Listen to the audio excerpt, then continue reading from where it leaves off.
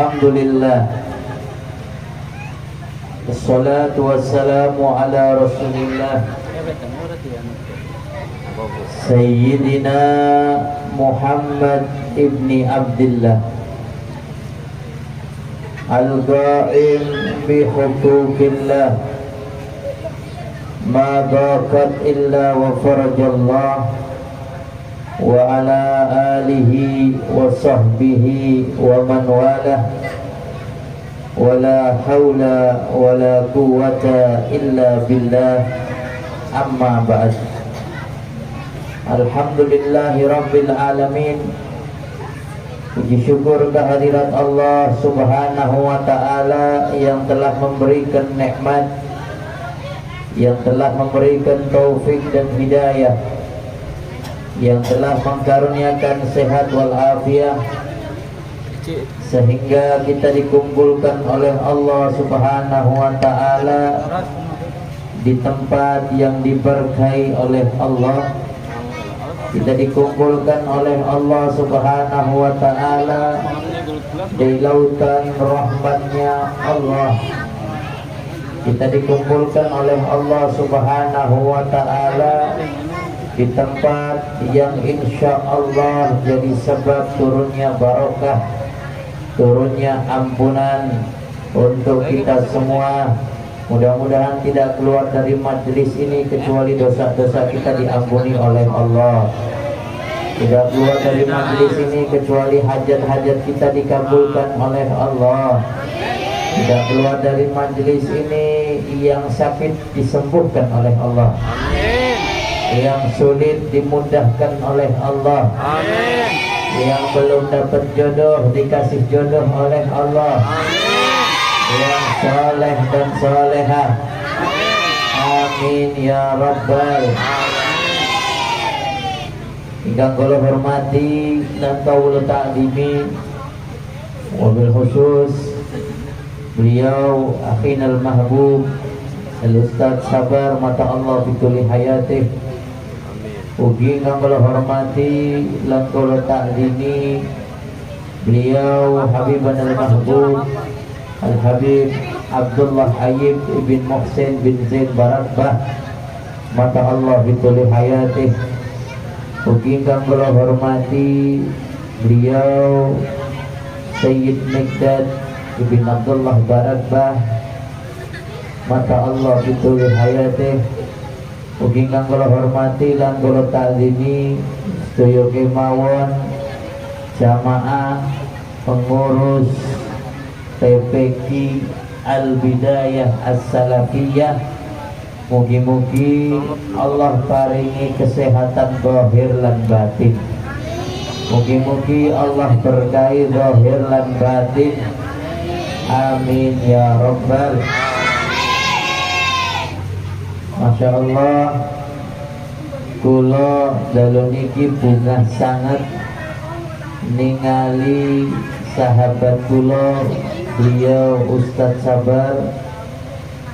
Luar biasa, beliau punya niat, punya himmah, punya semangat untuk menghidupkan tempatnya dengan syiar agamanya Allah. Di sini kula lan panjenengan sedaya, ibu-ibu, bapak-bapak ingkang rawuh menika tujuane mriki ngangge nitipake lare dados lare ingkang soleh lan solehah. Leres mboten? Leres. Niku ibu-ibu selfie-selfinan napa moto-motonan.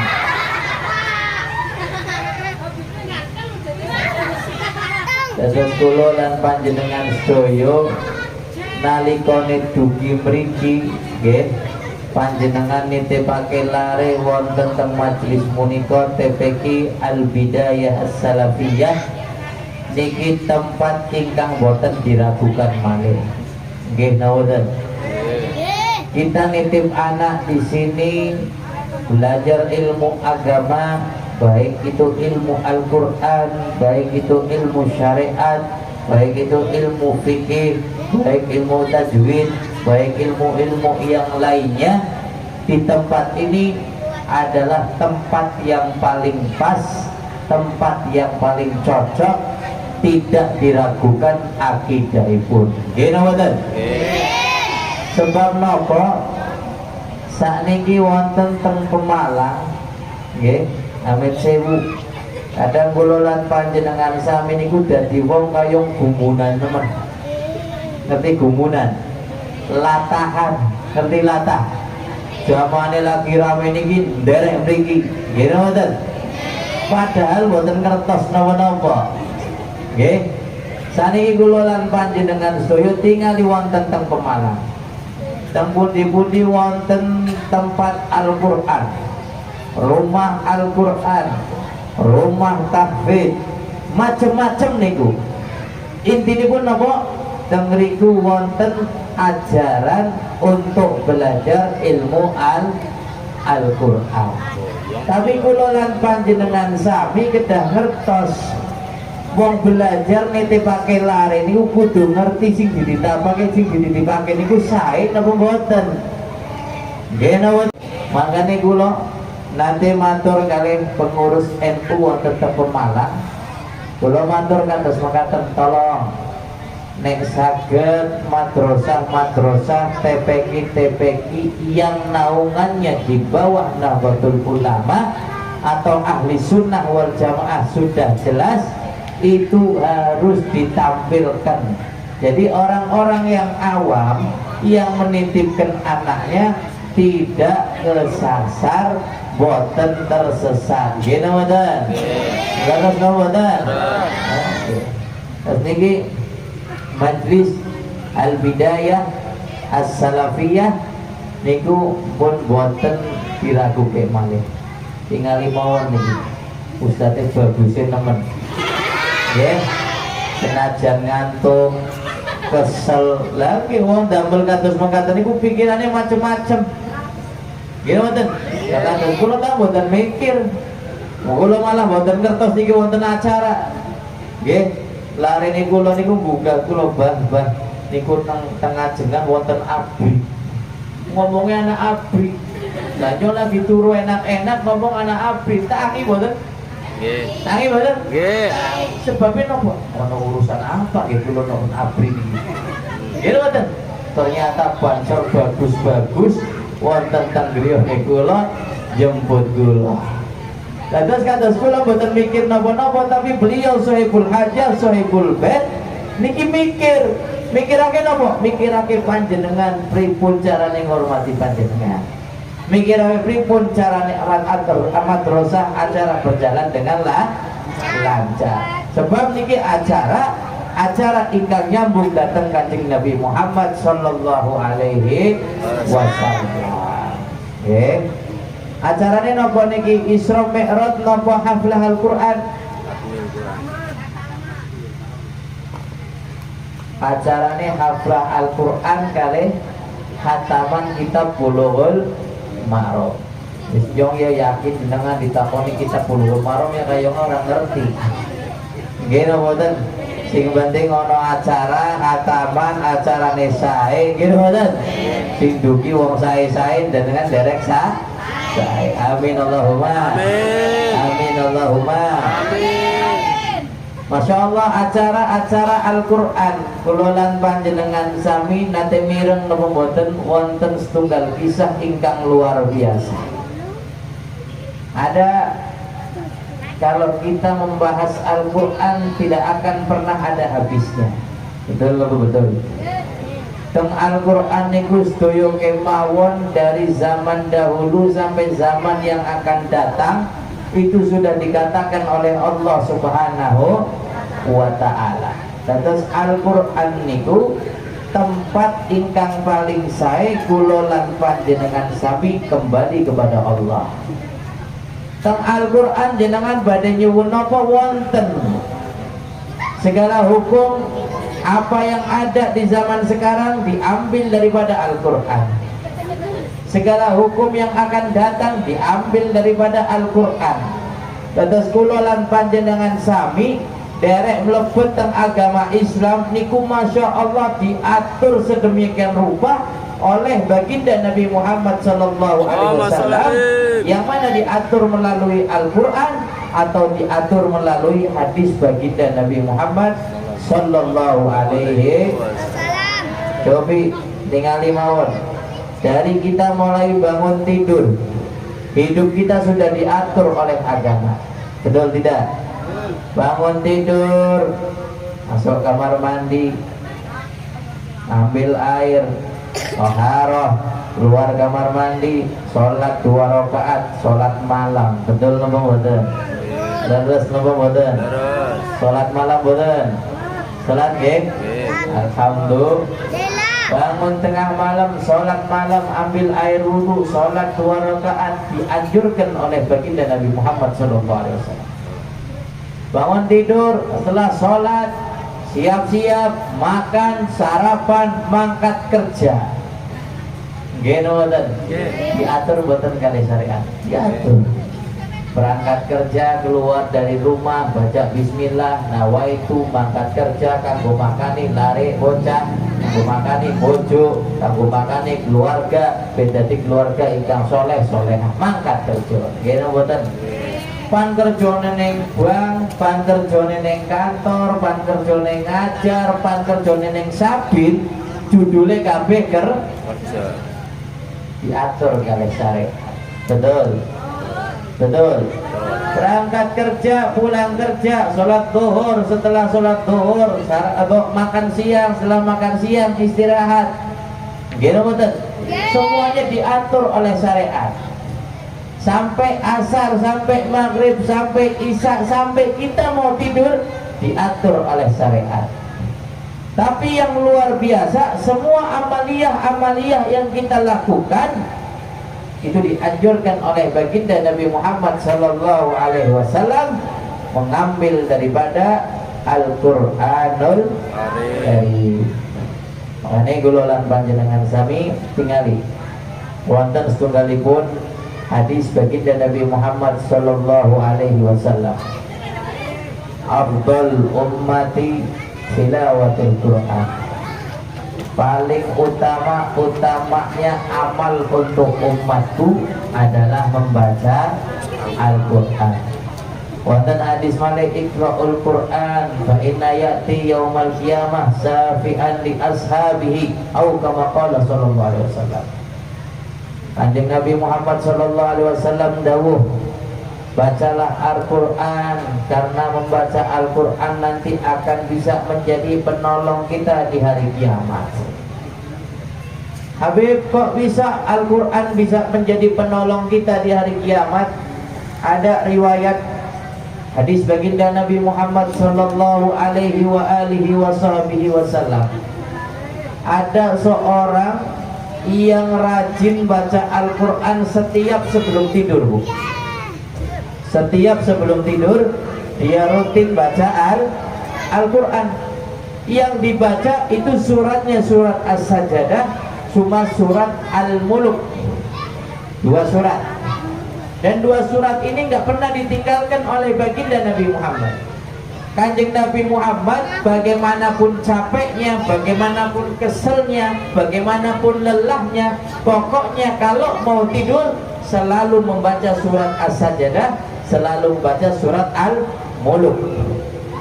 Suatu saat ada seseorang daripada umatnya Nabi Muhammad istiqomah maca surat As-Sajdah, maca surat Al-Mulk.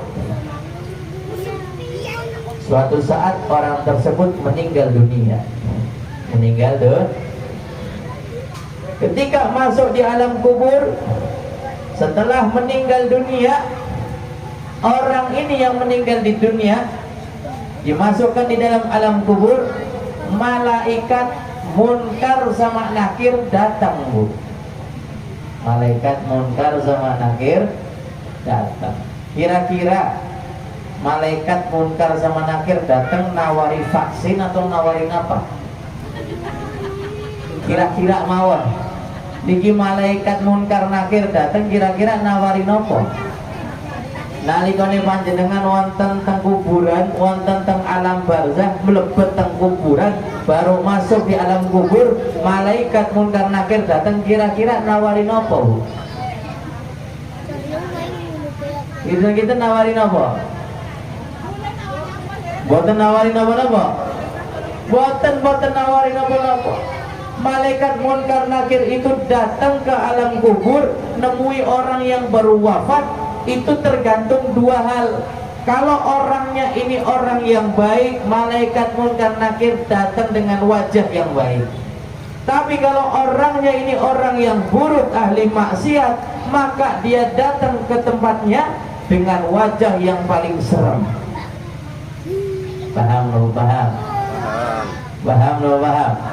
Terus panjenengan nalikane mangke mlebet teng kuburan, nek pingin ayem, nek pingin tentrem, amale sing sae-sae. Terus mangke kepanggih kali munkar nakir ora usah wedi. Nggih mboten? Nggih. Pun.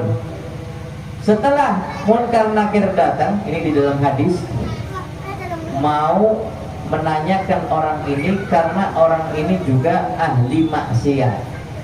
Senajan setiap dalu mau surat As-Sajdah sama surat Al-Muluk, tapi orang ini maksiatnya juga jalan.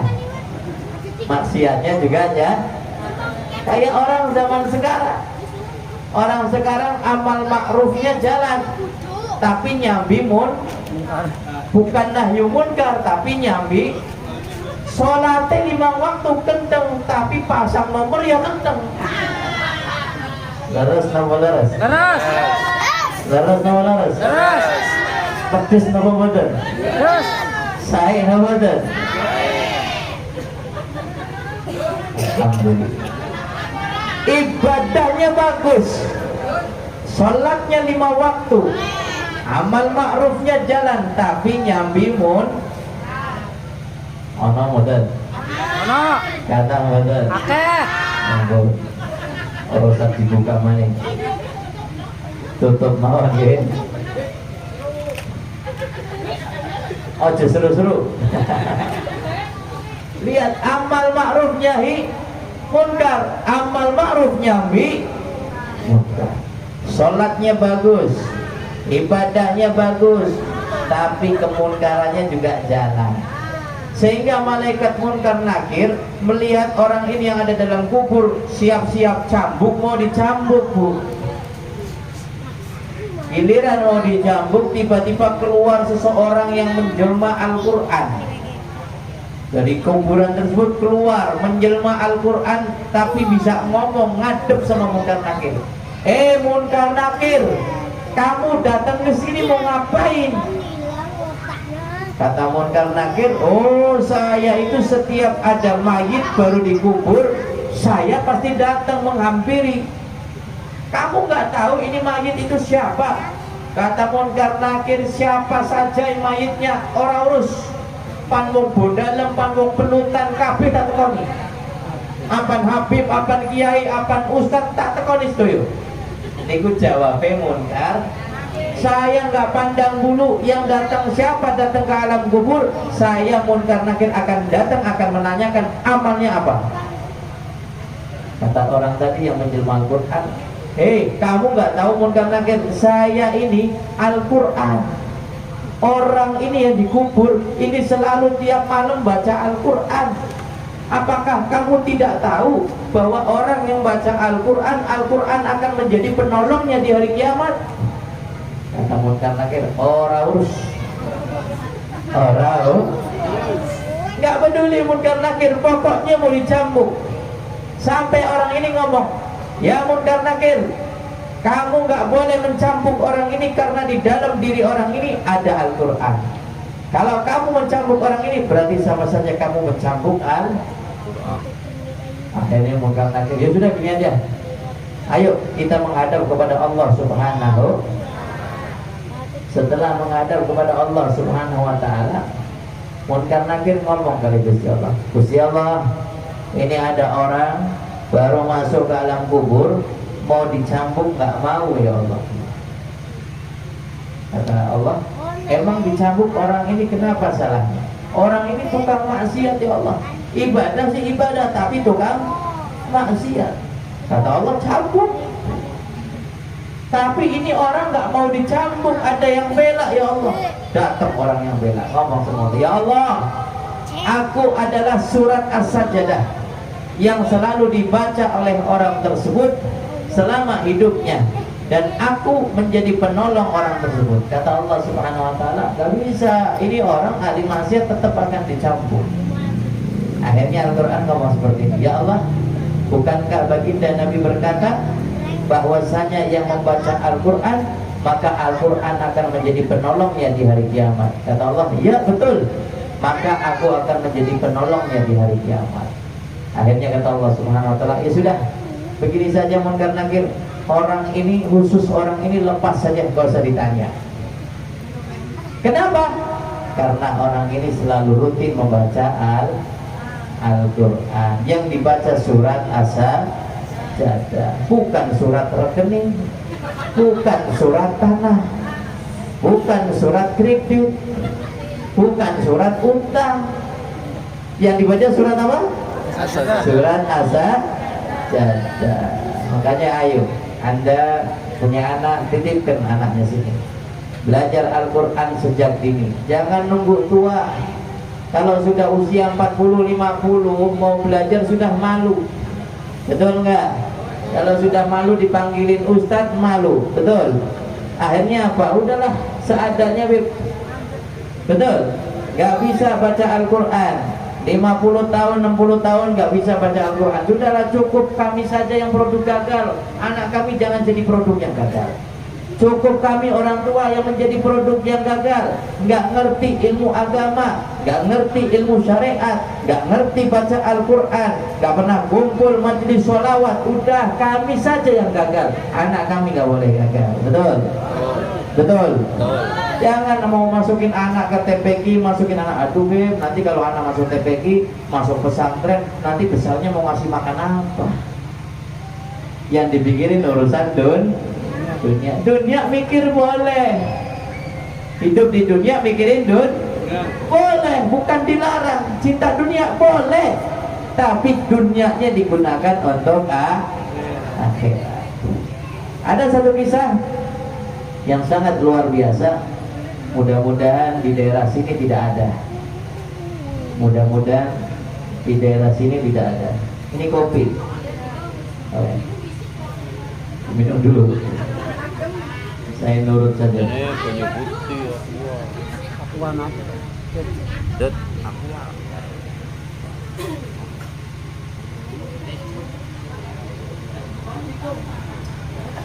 ada.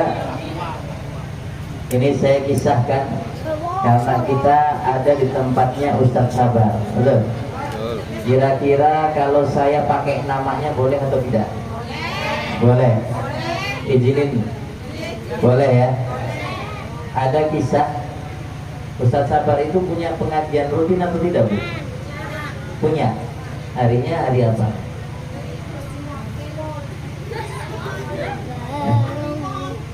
Hari ini hari apa? Liwon.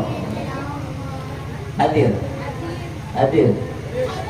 Oh, sama. Oke, dengarkan.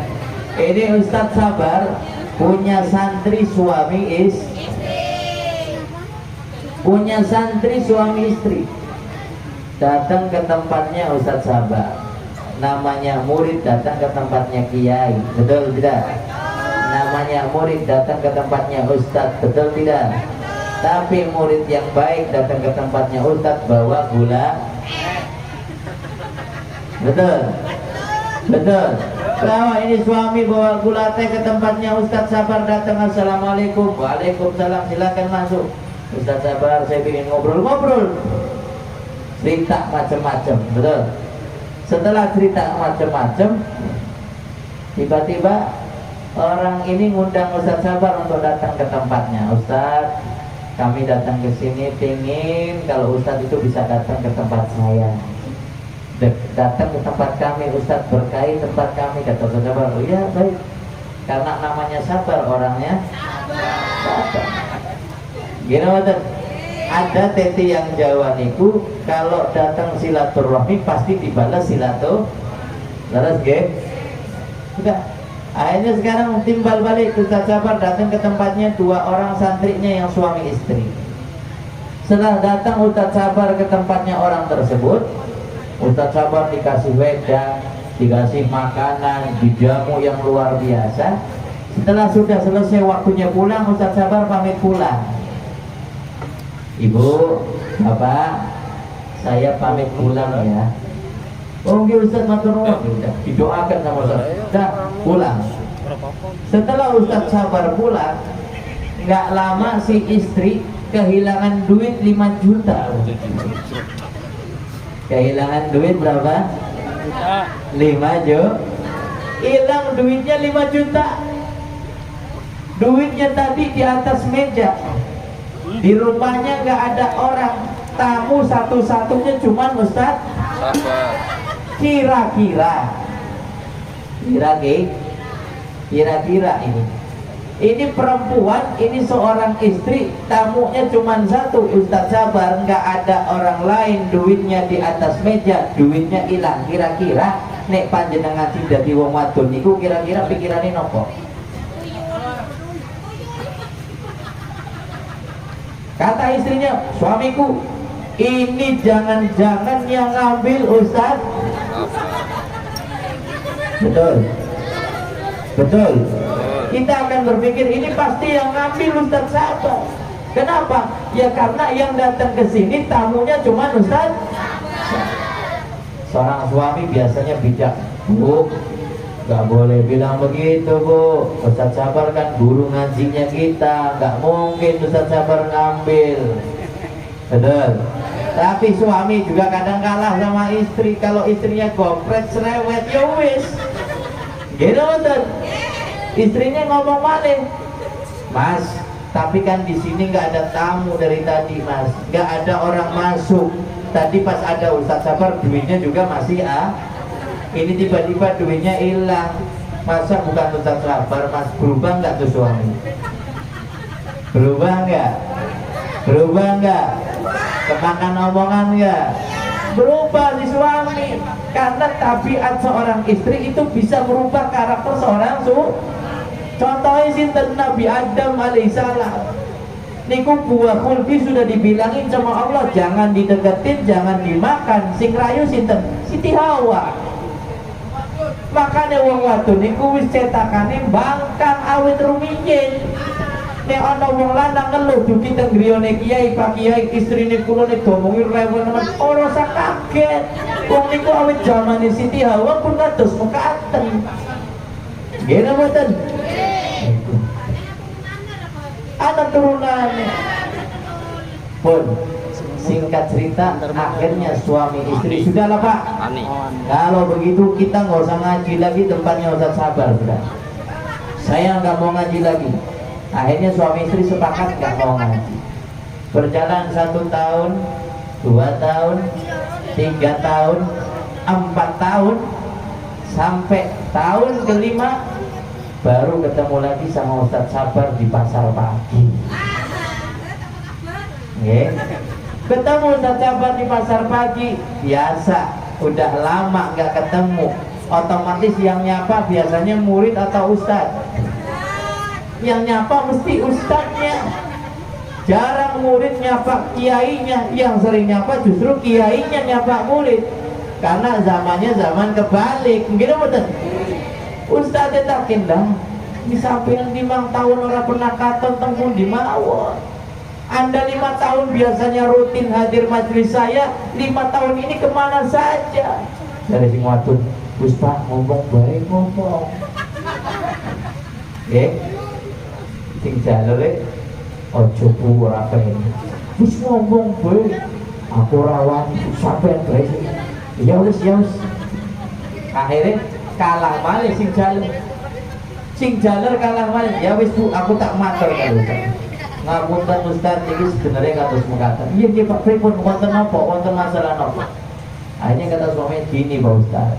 Jadi kami itu waktu panjenengan datang ke tempat saya itu ada duit 5 juta.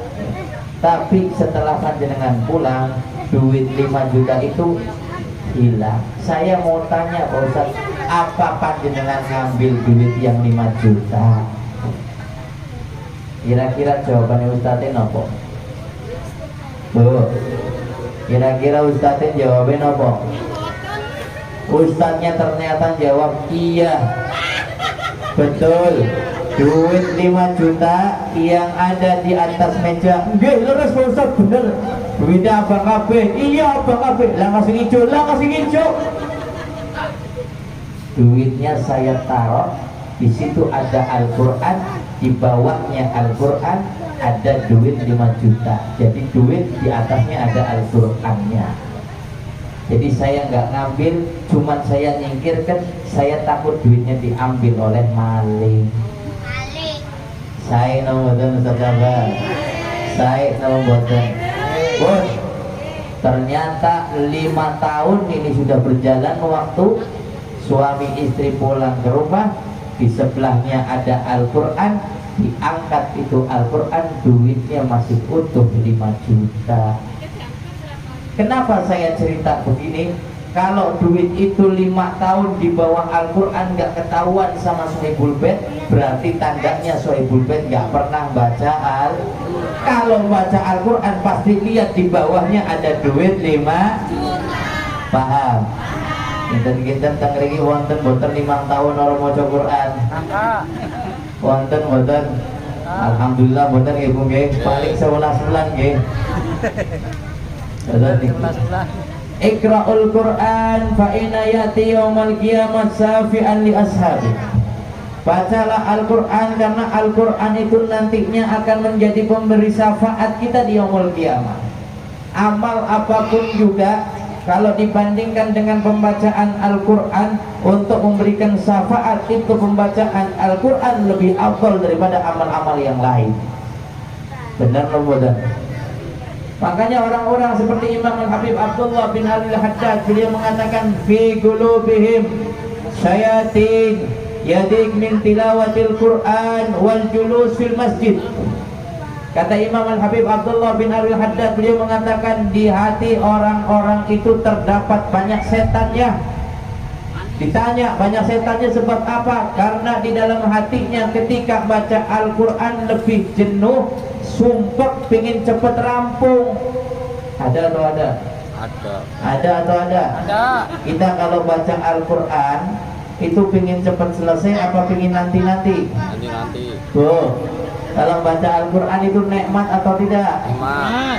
Lebih enak baca Al-Quran apa lebih enak baca berita gosip? Kita gosip. Lebih enak baca Al-Quran apa lebih enak buka handphone? Lebih enak baca Al-Quran apa lebih enak nonton layangan putus? Lebih enak baca Al-Quran apa lebih nonton Ikatan Cinta? Betul. Fakat hajar Al-Quran. Kata Imam Haddad, Al-Quran telah meninggalkan kita. Bukan Al-Quran meninggalkan kita, kita yang meninggalkan Al-Quran. Makanya kata Imam Ghazali, saya bingung menghadapi orang di zaman sekarang. Mereka kok bisa sumpah, mereka kok bisa jenuh, mereka kok bisa sedih, mereka kok bisa galau, mereka kok bisa bete, mereka kok bisa boring, mereka kok bisa gelisah, padahal di dalam diri mereka ada Al-Quran. Jadi mustahil kalau orang yang baca Al-Quran di dalam dirinya ada rasa gelisah. Mustahil kalau mereka membaca Al-Quran di dalam dirinya ada kesedihan. Mustahil kalau mereka membaca Al-Quran di dalam hatinya ada kegelisahan. Mustahil itu. Makanya yang membuat kita gelisah karena kita jauh dari Al-Quran. Yang membuat kita sedih karena kita jauh dari Al-Quran. Yang membuat kita galau karena kita jauh dari Al-Quran. Yang membuat pikiran kita kotor karena kita jauh dari Al-Quran. Yang membuat kita takut besok mau makan apa karena kita jauh daripada Al-Quran. Kalau kita baca Al-Quran gak ada terbesit dalam hati kita, besok mau makan apa? Betul. Betul.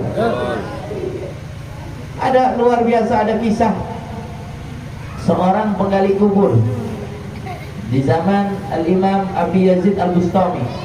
Di zaman siapa? Al-Imam Abu Yazid Al-Bustami. Ada tukang gali kubur. Tukang gali kubur. Tukang gali kubur ini cerita di zamannya dia ada pencuri. Pencuri ini sukanya mencuri kain kafan, Bu. Jadi kalau ada mayit baru dikuburkan, nanti digali kuburannya, dicuri kain kafannya, dicuci, dijual. Nyurinya nyuri kain. Ini kalau di Indonesia nyuri kain kafan jual pesugihan. Betul? Ini ngambil kain kafan dicuri untuk dijual. Digali kuburan, ambil kain kafan. Singkat cerita, ini maling spesial maling kafan, spesial maling mori. Ini taubat, Bu. Oh, taubat. Yang namanya orang pasti ada waktunya untuk taubat. Gak ada orang nikmat dengan maksiat, itu gak ada. Sebaik-baiknya orang ada dosanya, sebejat-bejatnya orang ada baiknya. Betul? Orang yang buruk pasti dia ingin taubat kepada Allah. Sehingga ini pencuri kain kafan, dia taubat. Setelah dia taubat, dipanggil sama Abu Yazid Al-Bustami. Ditanya, apa betul kamu itu dulunya suka nyuri kafan? Iya, betul.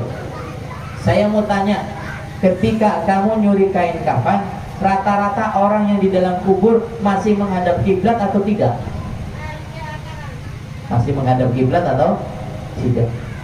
Kata tukang curi kafannya, wahai Imam Abu Yazid, setiap saya gali kubur yang baru, setelah saya buka, saya ambil kain kafannya, orangnya rata-rata sudah gak ngadep kiblat semua. Masuk ke dalam liang kubur, baru dikuburkan, satu hari digali kuburannya sudah gak ngadep kiblat. Padahal rata-rata orang muslim dikuburkan rata-rata ngadep kiblat.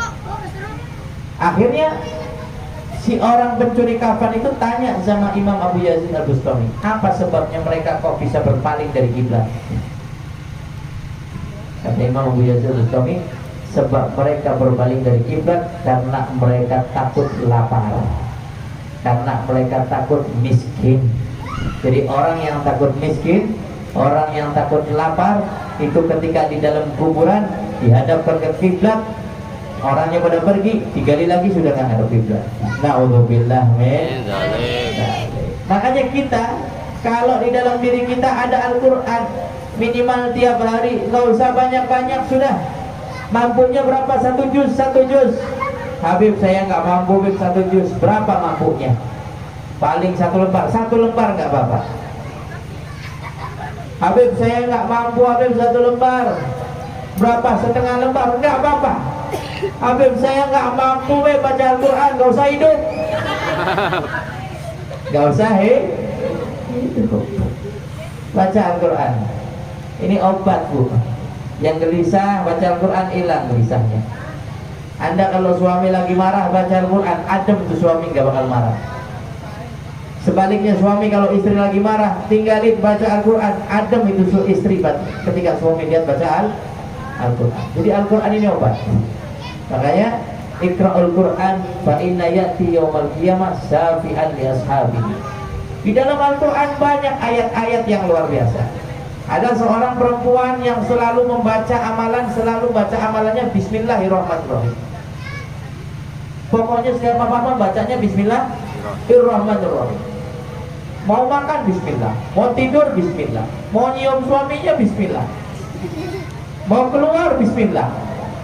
Pokoknya judulnya narok pakaian di lemari Bismillah, nutup lemari, ngunci lemari, semuanya baca bis. Sampai suaminya kadang jengkel, kamu diserba Bismillah, mau makan Bismillah, mau tidur Bismillah, masukin lemari Bismillah, mau hubungan Bismillah. Suaminya marah, akhirnya suaminya ngetes, ingin tahu ampuh atau tidak kalimat Bismillahirrahmanirrahim. Suaminya ngetes, Bu. Si istri dikasih duit sama suaminya. Berapa kira-kira duitnya? Juta. 4 juta. 4 juta. 4 juta cukup ya? Iya. Cukup, Bu. Kebanyakan. 2 juta cukup. 1 juta. 1 juta. Ya. Suami ngasih duit 1 juta kepada istrinya. Istriku, saya titip duit 1 juta. Saya titip duit 1, 1 juta. bukan ngasih, bukan, titip duit. Titip duit 1 juta, duitnya dimasukkan lemari sama istrinya sambil baca bismillah, bismillahirrahmanirrahim. Suaminya geleng-geleng, kamu juga serba bismillah. Istrinya senyum aja. Akhirnya suatu saat suaminya ngerjain, itu duitnya diambil sama suaminya. Diambil duitnya dibuang ke sumur, Bu. Diambil duitnya dibuang ke sumur. Setelah dibuang ke sumur, suaminya besok harinya datang ke istrinya, istriku, saya mau ngambil duit yang kemarin titip 1 juta. Duitnya dibuang kemana? Sumur. Datang ke istrinya, istriku, saya mau ngambil duit yang kemarin titip 1 juta. Kata istrinya, oh iya ya, ada suamiku di lemari. Istrinya dengan bangga, ada suamiku di dalam lemari duitnya. Dalam hatinya suaminya, gak mungkin itu duit sudah saya buang. Betul? Sudah. Ketika buka lemari, suaminya di belakang istrinya, diambil di bawah pakaian, diambil duitnya masih utuh 1 juta. Padahal duitnya sudah Buang. Suaminya kaget, kok bisa? Duit ini sudah dibuang. Akhirnya suaminya ngomong, wah istriku, kamu tahu aku itu sebetulnya ngetes kamu. Duit ini sudah saya ambil 1 juta, sudah saya lempar ke. Apa kata istrinya? Aku telah mendengarkan apa yang dikatakan oleh Nabi Muhammad SAW. Siapa yang membaca Al-Quran, maka semuanya akan dijaga oleh Allah. Amin. Duit yang sudah dilempar bisa kembali lagi ke lemari, Bu. Gara-gara berkah apa? Bismillahirrahmanirrahim. Dan Bismillahirrahmanirrahim ayat min ayatillah. Bismillah itu ayat daripada ayat Al-Quran. Baik. Lanjut atau sudah? Lanjut. Sudah setengah 12 ini. Lanjut atau sudah? Ustaz, lanjut atau sudah? Terakhir ya. Kita ngadepin zaman dimana zaman yang sangat luar biasa. Betul, Bu. Betul. Saya tidak bicara politik. Saya paling anti bicara politik.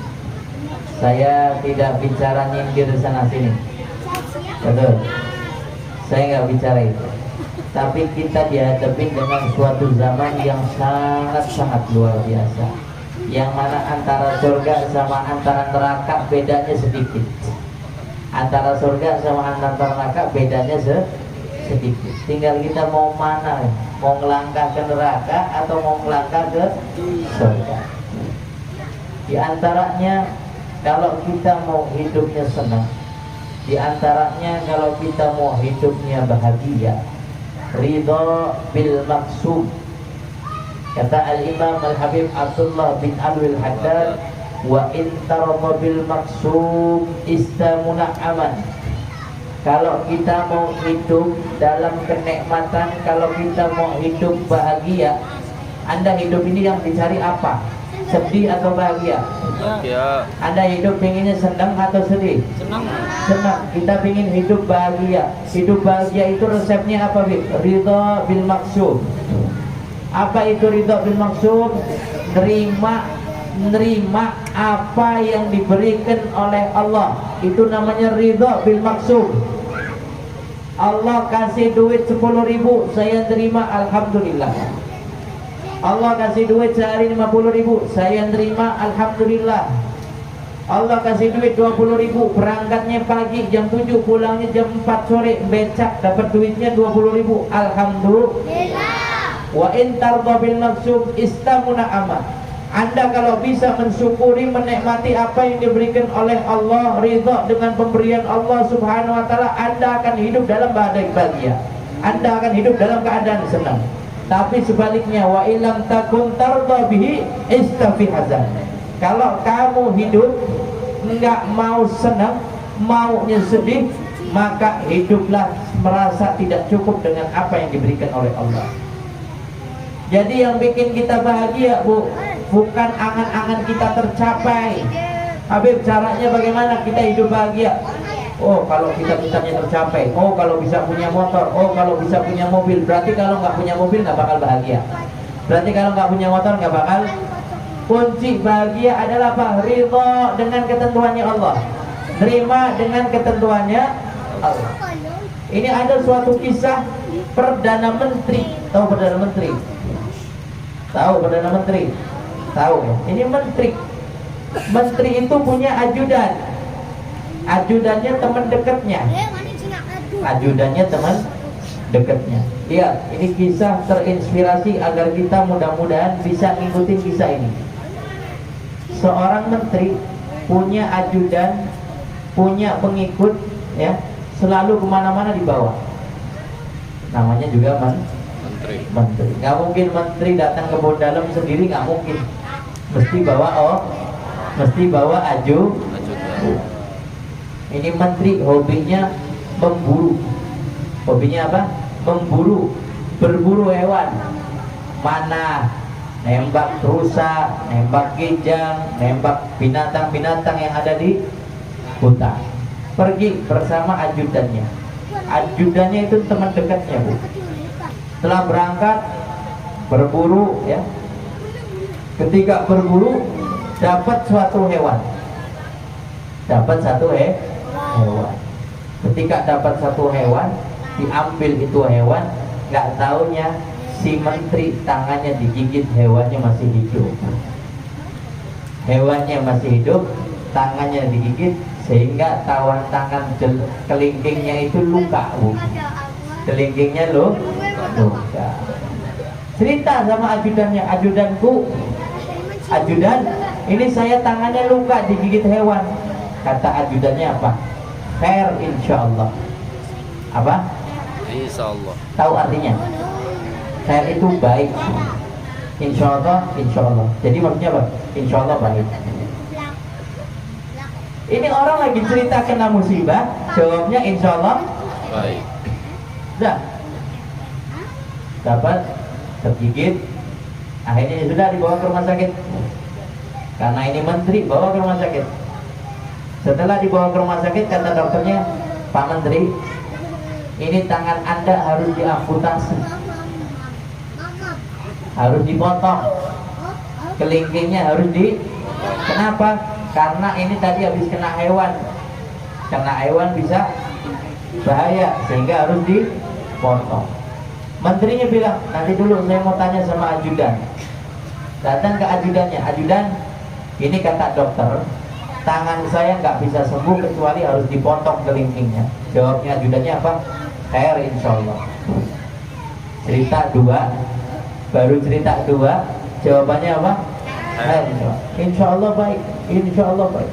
Padahal yang diceritakan yang nggak enak. Akhirnya dipotong itu kelingking sama dokter.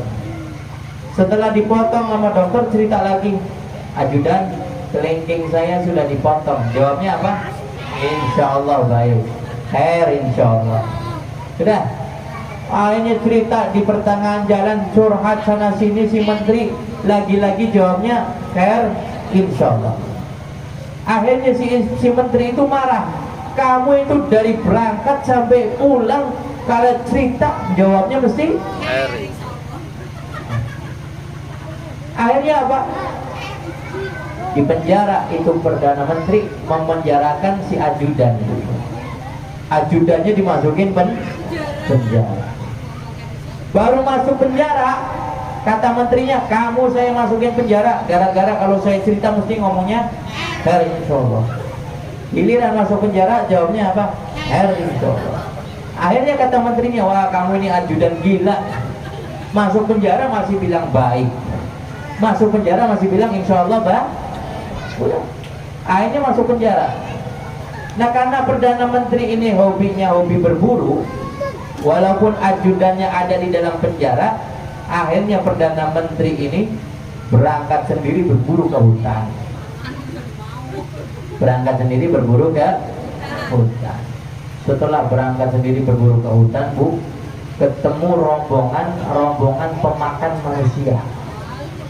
Namanya apa itu? Kanibal. Ya, namanya kanibal. Ini raja perdana menteri datang ke hutan, ketemu orang yang suka makan manusia. Wah, akhirnya ditangkap orang ini. Si perdana menteri dikiranya ini perampok. Kata perdana menteri, kamu minta apa? HP ini saya kasih HP. Enggak. Saya kasih emas. Enggak. Saya kasih duit. Enggak. Saya maunya kamu. Wah, akhirnya dibawa perdana menteri. Dibawa, di sana itu punya ritual. Setiap mau dibunuh itu orang, barang tawanan mau dibunuh, itu pasti dibacain ritual dulu. Melakukan ritual upacara. Setelah melakukan ritual upacara, giliran mau dibunuh itu perdana menteri, tiba-tiba dicek semua kondisi badannya, dilihat ternyata kelingkingnya sudah hilang. Kelingkingnya sudah. Nah, mereka pemangsa makan manusia, pemangsa daging manusia itu nggak mau makan manusia kalau anggota tubuhnya nggak lengkap.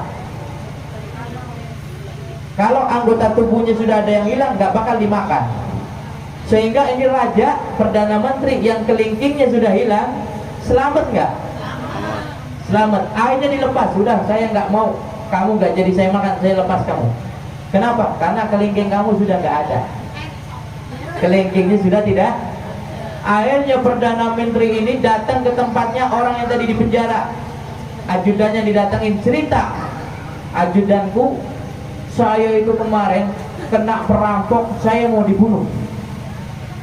Jawabnya ajudannya, khair insyaallah. Insyaallah baik.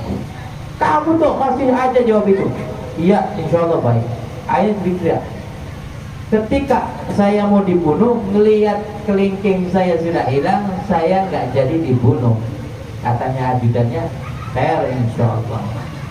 Akhirnya perdana menteri cerita lagi, kamu kenapa kok selalu khair insyaallah, khair insyaallah. Si ajudan ngomong sama perdana menteri, wahai perdana menteri, kalimat khair insyaallah adalah keyakinan kepada Allah agar semuanya berjalan dengan baik. Semua itu yang diberikan adalah dari Allah. Jadi kita katakan insya Allah baik. Coba bayangkan, kalau seandainya kelingking kamu itu kemarin gak jadi diamputasi, gak jadi dipotong sama dokter, kamu sekarang sudah mati dimakan oleh mereka. Makanya kelihatannya apa yang diberikan oleh Allah, kesannya itu ujian, kesannya itu musibah, tapi ternyata di belakangnya ada hikmah yang luar. Tinggal kita bisa terima atau enggak ketentuannya Allah. Ketika kita bilang khair insya Allah baik, maka semuanya akan menjadi baik.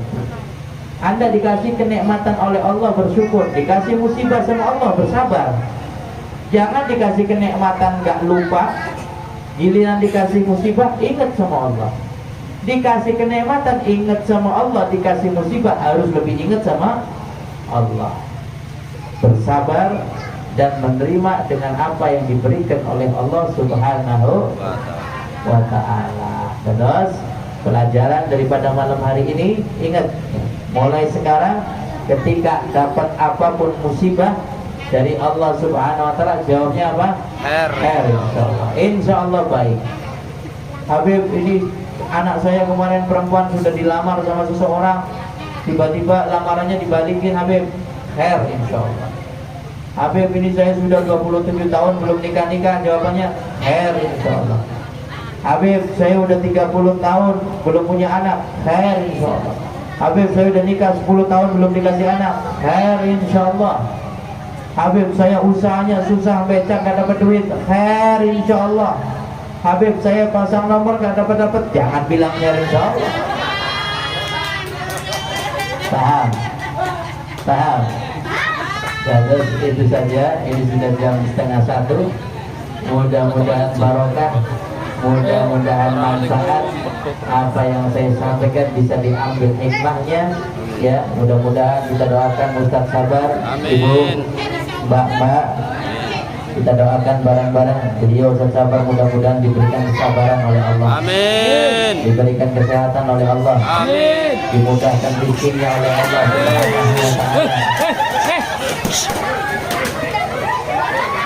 Mudah-mudahan ibu-ibu semua yang hadir, anak-anak semua yang hadir, baik di sini atau tidak, Insya Allah Allah berikan berkah dan manfaat. Amin ya Rabbal.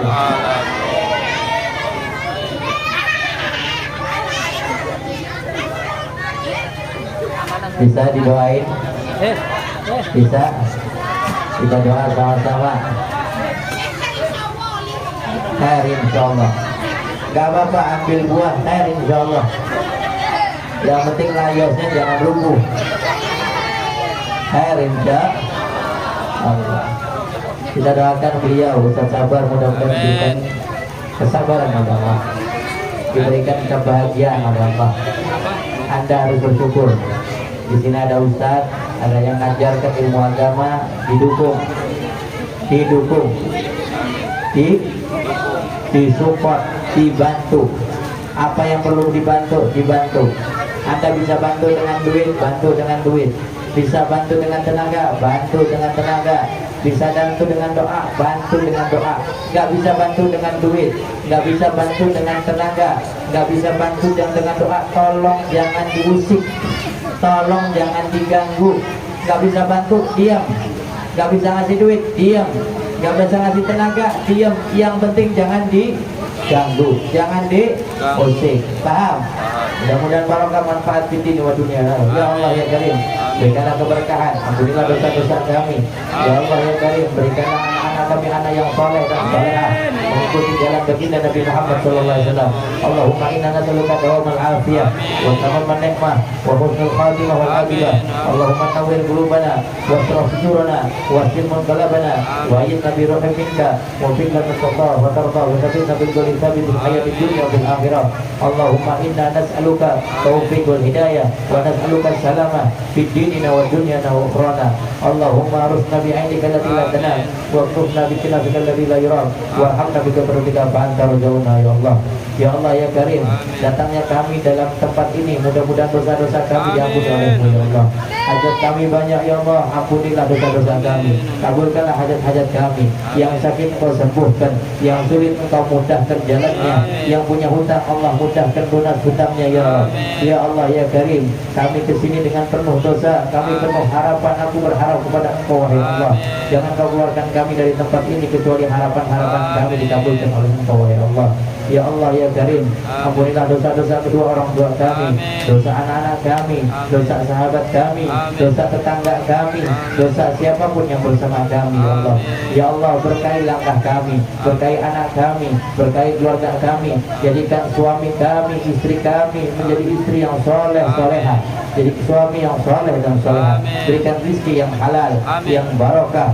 Jauhkan kami daripada rizki yang haram, jauhkan kami dari rizki yang haram, jauhkan kami daripada rizki yang haram. Ya Allah ya Karim, jadikanlah anak kami anak-anak yang saleh, anak-anak yang berilmu, anak-anak yang beramal, anak-anak yang berakhlak, anak-anak yang mengikuti jalan baginda Nabi Muhammad SAW.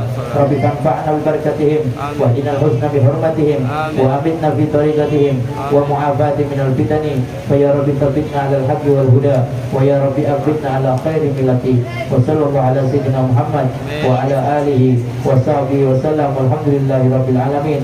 Walakum minkum. Wassalamualaikum warahmatullahi wabarakatuh.